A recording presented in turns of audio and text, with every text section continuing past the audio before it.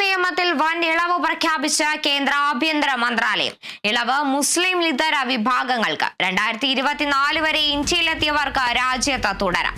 ഇളവ് പാകിസ്ഥാൻ, ബംഗ്ലാദേശ്, അഫ്ഗാനിസ്ഥാൻ എന്നിവിടങ്ങളിൽ നിന്ന് എത്തിയവർക്ക്. നേരത്തെ ഇളവുണ്ടായിരുന്നത് 2014 വരെ ഇന്ത്യയിലെത്തിയവർക്കാണ്.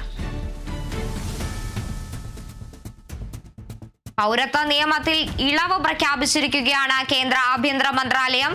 മുസ്ലിം ഇതര വിഭാഗങ്ങൾക്കാണ് ഇളവ് പ്രഖ്യാപിച്ചിരിക്കുന്നത്. 2024 വരെ ഇന്ത്യയിലെത്തിയവർക്ക് രാജ്യത്ത് തുടരാമെന്നാണ് പുറത്തുവരുന്ന നിർദ്ദേശം. പാകിസ്ഥാൻ, ബംഗ്ലാദേശ്, അഫ്ഗാനിസ്ഥാൻ എന്നിവിടങ്ങളിൽ നിന്ന് എത്തിയവർക്കാണ് ഇളവ് നൽകുക. നേരത്തെ ഇളവുണ്ടായിരുന്നത് 2014 വരെ ഇന്ത്യയിലെത്തിയവർക്കായിരുന്നു.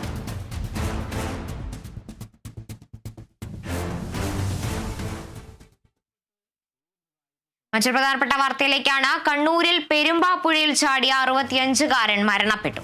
മാത്തിൽ ഗുരുദേവ് കോളേജ്